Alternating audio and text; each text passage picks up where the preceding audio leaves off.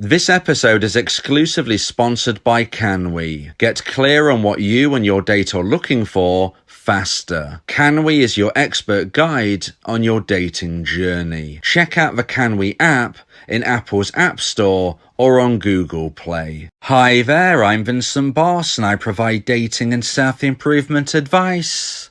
And in today's podcast, we're going to be discussing grow attraction with someone new, your partner, or your ex. I provide audio coaching to help people try and get their ex back or get a new girlfriend or boyfriend. Check out my website for more details. www.dateme.tips. Please check your spam and junk folders if you are expecting an email from me. So now let's get back into today's podcast, and today we are discussing grow attraction with someone new, your partner, or your ex. Growing attraction is important from all perspectives.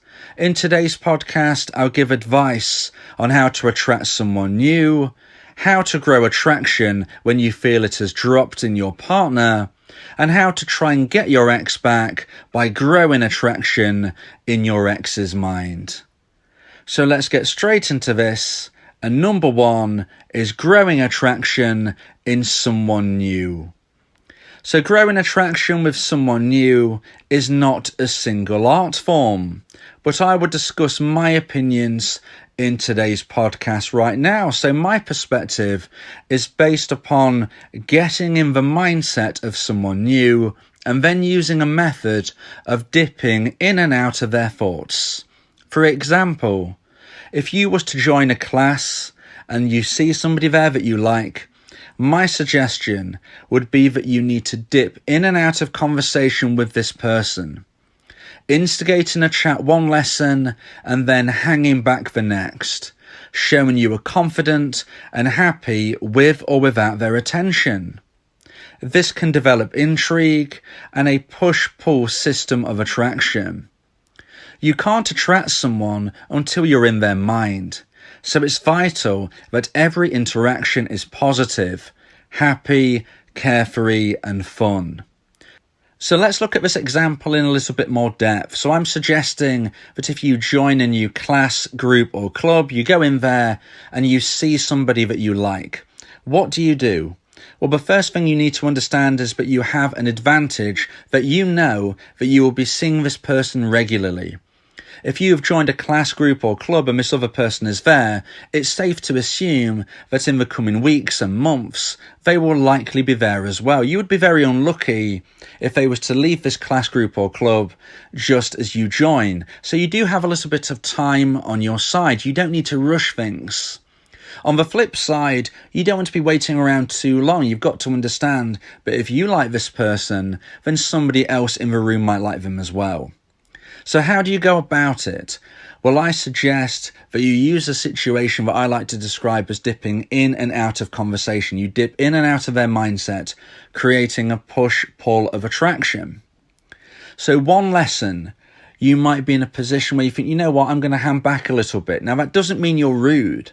If you walk by this person, you smile, you say hello. If this person instigates conversation with you, then of course you have conversation. But what I would suggest is that you don't instigate conversation. You hand back, you listen, you watch, you understand what is going on around you, you pay attention to any subtle clues you can of what might increase your chance of being able to attract this person. So now we get into the next lesson, and this is where you might want to integrate yourself a little bit more into their circle. And what I mean by this is that if you see the person that you like speaking with somebody else, speaking with a few other people, maybe see if you can get involved in conversation. Now, this doesn't have to be in depth, and I'm certainly not saying be rude. If you see the person that you like having a one-on-one conversation, I'm certainly not suggesting that you just barge in there and try to take over, because that can come across as very rude. You've got to use your common sense here. But if you see an opening, if you see an opportunity to get involved in conversation within a group setting, this can be fantastic. An example of this might be if you're queuing outside, if you're in line waiting to go into a class, group, or club before it begins. You might be with the person that you like, along with a few others, and there might be some generalized conversation taking place about the weather, about what you did at the weekend, those types of things. You can really get involved at this stage. And this is why it's very important. Always make sure that you are prompt to these places. You want to make sure that you are ready to go in before the time, because if you queue, if you're in line, this enables you to speak with other people whilst you are waiting to start your class. It can be a very useful way of having this icebreaker conversation. Now, when you have such a conversation within a group, this suggests that you can make this move again sometime. So again, push, pull, dip in, dip out, wait your time, bide your time, look for these opportunities. Always make sure that when you interact, you are positive, you are happy, carefree and fun. You are looking your best, you are smelling your best. As time moves forward, as the lessons tick by, some lessons you are dipping into conversation, some lessons you're not going to make that effort, so to speak. You're going to wait to see if they make it first. As time goes by, as the lessons tick by, once there's been 3, 4, 5 lessons, you should be in a position where you feel confident enough, comfortable enough to try to have a one-on-one conversation with this person. Of course, use your common sense. If this is able to happen earlier, if this can happen in lesson 1 or lesson 2, then you go for it. But I'm just saying, you can bide your time to some degree if you know you're going to be seeing this person regularly. Don't waste opportunities, but also don't rush in and make mistakes. So as time moves by and you're a few lessons in, you should be able to have this one-on-one conversation where you really start the conversation, you initiate the conversation, and you are a positive person. You've got to be the type of person that other people want to spend time with. Now, the next lesson comes around, guess what you do? You don't instigate it. In fact, you speak with other people. So make sure that you concentrate your interest on somebody else. Make sure you start a conversation with other people in the group. And once this happens, after you've started a conversation the previous lesson with the person that you like, this is when you are likely to start to gain intrigue in their mind. And this is where you can start to build attraction. You need to be in somebody's mind before they feel attracted to you. And this, I believe, is a very good technique. So if you're joining a class group or club, if you know that you're going to be in a position where you see this person over many weeks and months, bide your time somewhat. Don't rush in the first lesson unless you see a fantastic opportunity. 3, 4 lessons down the line, that could be when you're really focusing one-on-one, and then dip out again and start to build that interest in their mind. This is a very effective way to grow attraction in somebody new. So now let's get into point number 2 and the second point of today's podcast about growing attraction. And point number 2 is growing attraction in your partner's mind if you feel it dropping. So if you're in a relationship and you feel that your partner is losing attraction for you, it can be very scary. But it's so important to keep a stable mindset. This is not the time to panic. You have not broken up and you are still in a relationship. So what do I suggest you do if you feel that your partner is losing attraction for you? Well, I believe in dating mode. I believe that when you're in a relationship, you must remain in dating mode. You must date your partner after 6 years, like you did after 6 months, like you did after 6 weeks. It's so easy to become complacent, and this can destroy relationships. It loses romantic emotional attraction. So it's vital that you remain in dating mode. So what do I suggest you do if you feel that your partner's losing attraction? I suggest that you get back to dating mode, because I can guarantee that if your partner is losing attraction for you, and if you haven't done anything wrong per se, if you haven't done a real negative action, then the likelihood is they are losing romantic emotional attraction because they don't see you in a dateable way anymore. They don't see you as a romantic option because you are not in dating mode anymore. So you first need to focus on your health and fitness. Are you as healthy as you can be? Are you as fit as you can be? Are you wearing clothes which fit you? Are you somebody who would go out into the world and others would say, you know what, you look your best? Now look, we're not all models, but we can always look our best. Are you doing your best? It's so important to attract your partner physically.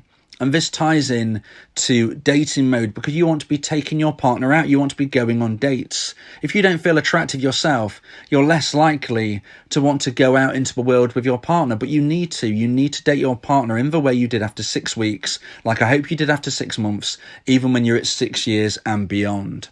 Now, one of the techniques I suggest during dating mode is to go on regular hotel visits. Now, you might be thinking this sounds expensive, but it doesn't have to be. If you shop around, you can find reasonably priced hotels, and they also don't have to be far away. I'm not telling you to book a hotel hours and hours away. This could be a hotel in your town. It is the situation rather than where you go. The feeling of going to a hotel for a night, the packing of bags, the getting ready, maybe you're going to link it in with going out somewhere, or maybe you're going to go straight to the hotel, whatever the situation you decide upon. If you go to a hotel for a night, you are making an event. And just something as simple as this can really reignite the flames of passion. This can be a very exciting event for you and your partner. So if you're thinking, I don't know what to do, how can I grow attraction in my partner's mind? The first thing I would say is make sure you're attracting them physically. Make sure you look your best, smell your best, be your best. Are you as healthy as you can be? And then when you are feeling your best in that respect, you can start to go out places, date them more, take them to all the places you used to go and new places as well.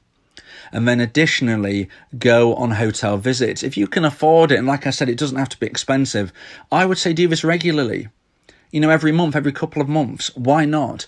Keep the spark alive. A change of scenery, a change of pace. All of these things can regrow attraction in your partner's mind and make sure that you don't become their ex. So now let's get into point number 3 and the final point of today's podcast about growing attraction. And point number 3 is growing attraction in your ex's mind. Now look, there is no 100% guaranteed way to get your ex back, but if you are unluckily in a position where you have gone through a breakup, maybe point number 2 happened to you, your partner was losing attraction and you was unable to save your relationship, you became an ex, what can you do? Well, there are various things that you can do, and I've gone in depth on lots of them on my YouTube channel. Please subscribe, please ring the bell for notifications, and check out all of my content, which is focused on trying to get your ex back. However, in today's podcast, I thought I would focus on one particular element of what you can do to try and reattract your ex, and that is focusing on social media. Social media is very, very powerful, and even if you and your ex aren't connected on social media anymore, there is likely a possibility that somebody your ex knows is on social media connected towards you. I've known of lots of instances where people have said, look, my ex isn't connected with me on social media, and yet they still somehow know what I've posted.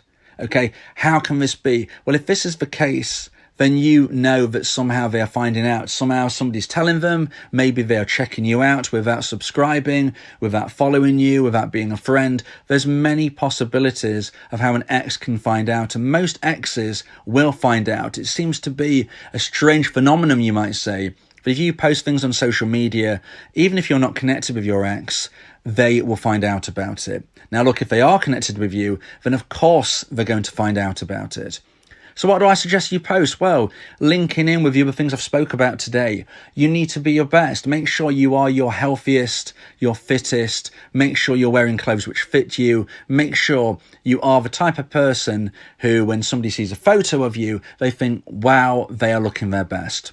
Okay, if you can do that, if you can get yourself into the best shape you have been, then I would suggest that you post photos online. Don't post photos of yourself not looking your best. This is your opportunity to really put yourself in prime position. If anybody sees you, your ex or otherwise, they will think you're attractive. Additionally, post statuses which are positive. Don't post statuses about sad song lyrics. Don't post statuses about how upset and depressed you are.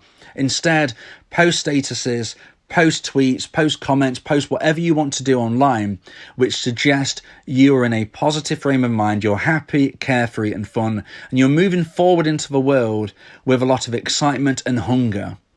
There is nothing more attractive than somebody who really loves life, and there is nothing more unattractive than somebody who is depressive, sad, and not really want to experience the world. So I would always say, if you want to try to get your ex back, if you want to grow attraction in your ex's mind, make sure your social media game is on point. Even if your ex isn't connected with you, there is a very good chance that they will find out through friends of friends, through acquaintances, or maybe they will just check it out themselves without becoming your friend on it. You know, of course, there's lots of social media. I can't cover them all, but there are many possibilities of how your ex could find out about you, even if you don't think you're connected. So make sure what you post is positive, and if you present yourself as a positive individual, then your ex will see the changes you have made, and this will likely grow attraction in their mind. There is no 100% guaranteed way to get your ex back, but this is a very important tool if you want to try to regrow attraction in their mind. If you believe that this podcast has helped you, then please consider buying me a coffee. The link to do so is in the description. Yeah, if you miss your ex, we can help with that. Help you get him back, or we can help find you someone else. Yeah, Vincent, the relationship coach, giving you some insight, bringing you a new approach. DateMe.tips, go and check the site, giving you advice, helping with your love life. Get your ex back, or move to the next. Ain't no sweat, you know Vincent got you. Finding love ain't no problem. Yeah, DateMe.tips, check it out now.